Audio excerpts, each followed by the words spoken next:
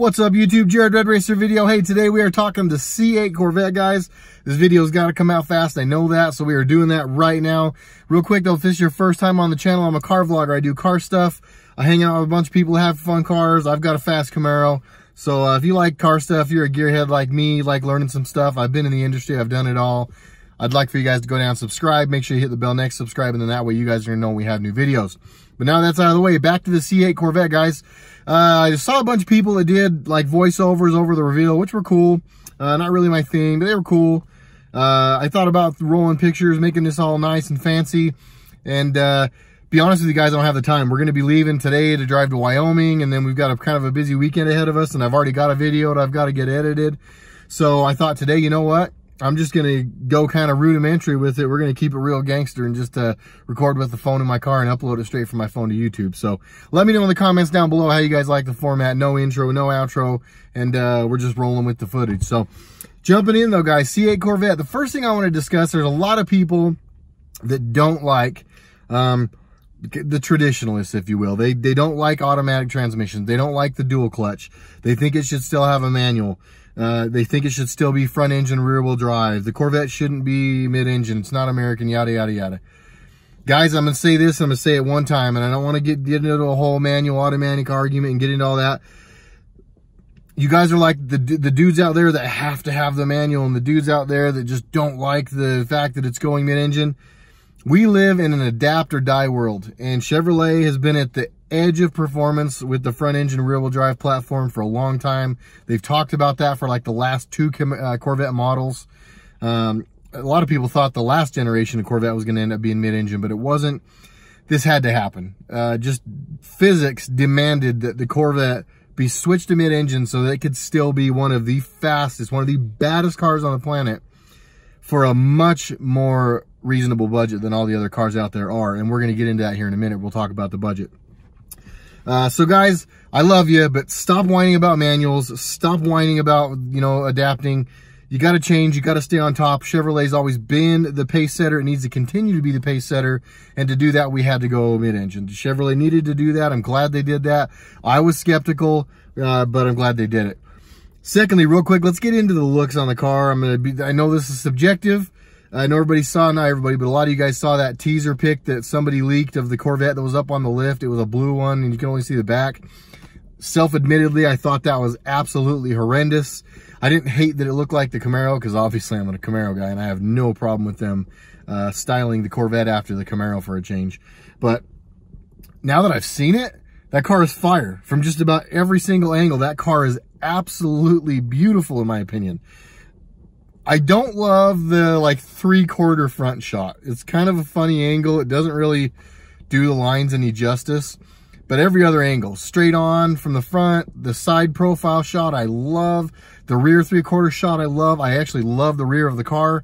The red car that they featured for the majority of the reveal was perfect. You guys know, if you know my Camaro, you guys know I love red and black cars.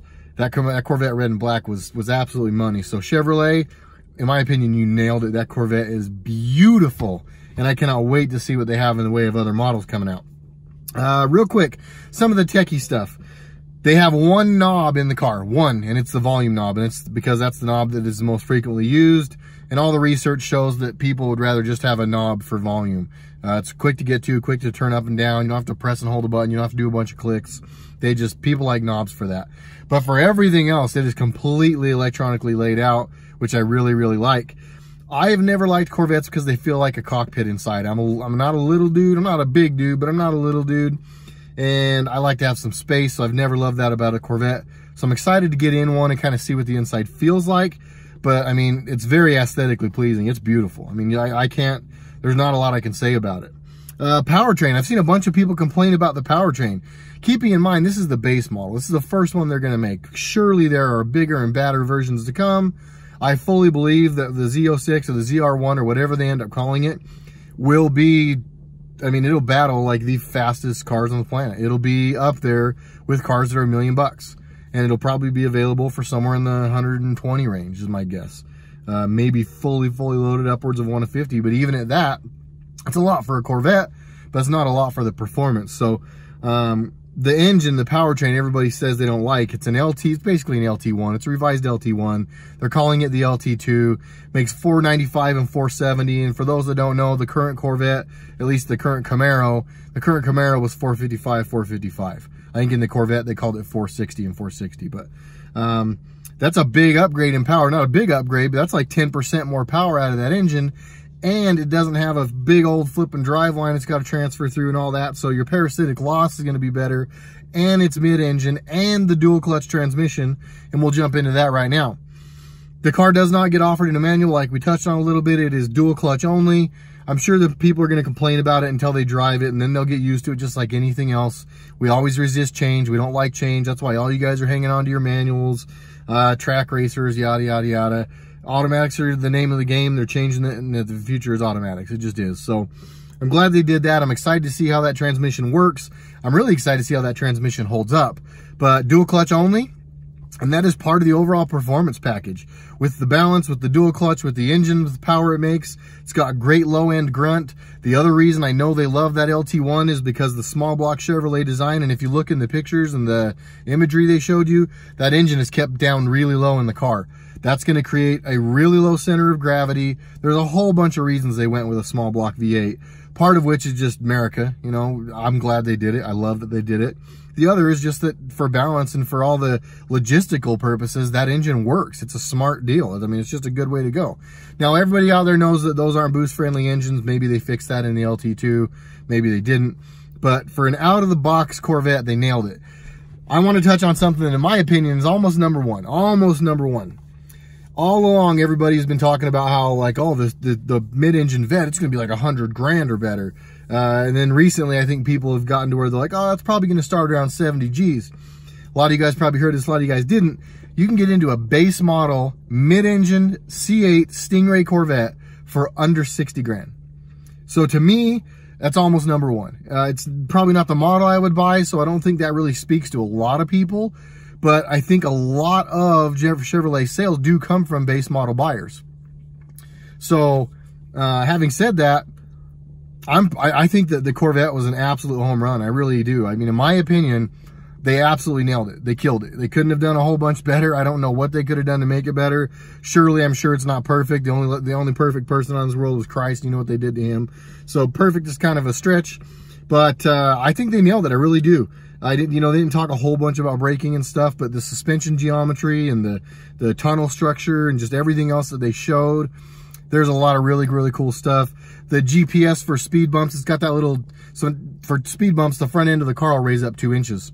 When you do that, the car is going to ask you if you want it to remember that spot on the map, so that from now on, when it gets to that spot, it'll raise up the front end 2 inches for you. So technology's there, a bunch of little goofy tricks are going to be there, but guys, this new Corvette seems to be a winner. I mean, I actually wasn't that excited for the reveal. I've been waiting for it, and I knew it was coming, and like a lot of you guys, I watched it.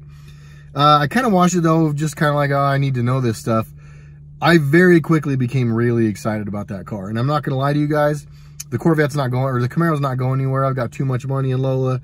It means way too much to me because of the time frame and when I built it, and the fact that I, had help from mom and dad, and the car means a lot to me for a whole bunch of reasons.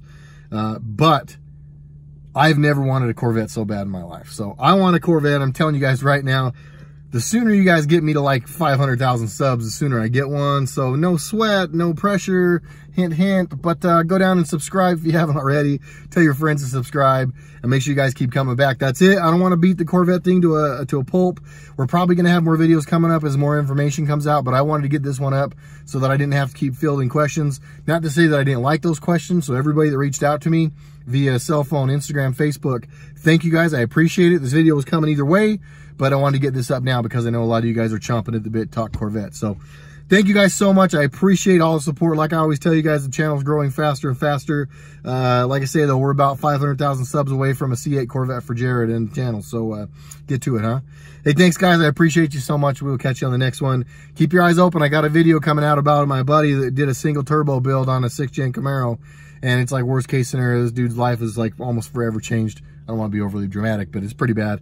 Want to talk about it. Had my good friend Jack from Determined Veteran do a collaboration video with me on it. I'm excited for you guys to see that. So keep your eyes out. Love you guys a long time. Jared RedRacer video. See you guys in the next one.